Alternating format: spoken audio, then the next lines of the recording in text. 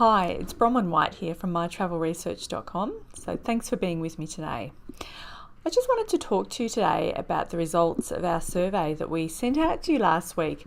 We asked you to help us formulate our up-and-coming product, the Tourism Marketing Plan Blueprint, which is essentially a product we're creating around. It's a tourism plan, a marketing plan for the travel and tourism industry.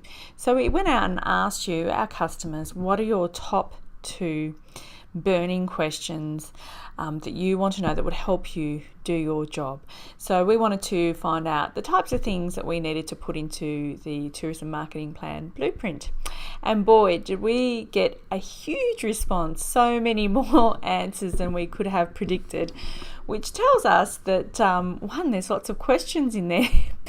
And it was really interesting because there were things that we hadn't thought of, which is why we go down this path and why you should go down the path too with your customers. I dare you to give it a go. But we had some fabulous responses. So I wanted to share with you just some of the things that came through. And what we do when we do these qualitative exercise or ask open-ended questions is we go through and we code the questions. So we look for similarities, for common themes coming through in all of our nearly 200 answers, which is fantastic. So some of the top themes, the number one top theme that many of you would like information on, and I'm not surprised by this, well I am and I aren't, is ROI, return on investment. So you wanting to know how to, I guess, measure your marketing and get the return on investment. Well, this whoever learns how to do this will be a very rich person, I might, because everyone in every industry is trying to ask the same thing now at the moment too. The second thing is customers, and many of us are struggling with really trying to find out who our customers are and customer profiling, and who do we target, how do we find our customers, how do we get through the clutter, how do we get through such competitive landscapes. So this was a really common theme as well, and something that we're going to address quite thoroughly as a result of this research. The blueprint will be a global product. So from this perspective, we'll be talking around segments like seniors, family travellers, niche markets, that type of thing. One of the other common themes that came out was sort of print and traditional media versus digital. Some people were asking, can I completely forget traditional media altogether and just focus on digital? And some were saying, well, should we do a bit of both still? Or some are still doing traditional media. So we're going to cover off when to do what. I guess in the travel and tourism industry, we're so time poor, budget conscious. Budgets are continuously diminishing. We want to get the best bang for our buck. So we'll go through some of that stuff. And just how to get through in a crowded market. It's really hard, isn't it? So we'll talk about some of the tactics that you can take to help your websites and web pages be presented to your potential customers sitting in their lounge rooms while they're searching. And another interesting question, a group of sort of responses came through was, well, what exactly do we put in a marketing plan? What goes in it, and how do we implement it?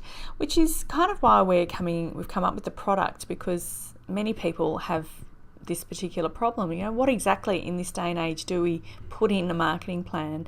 And marketing planning is becoming more and more important, particularly for destinations and DMOs that rely on government money, as there's more and more accountability of your spend, I guess. So that's one of the other reasons.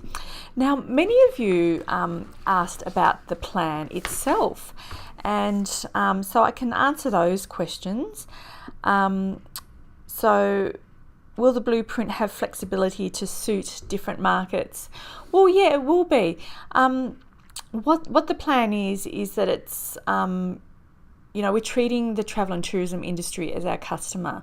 So we'll go through a global environmental analysis, customer analysis, and economic trends, social trends, digital marketing trends that are relevant to all of us in all corners of the globe.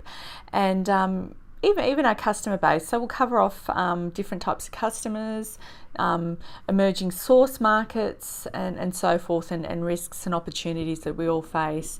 So we'll talk also about branding as well, and how to do your SWOT analysis and that sort of thing.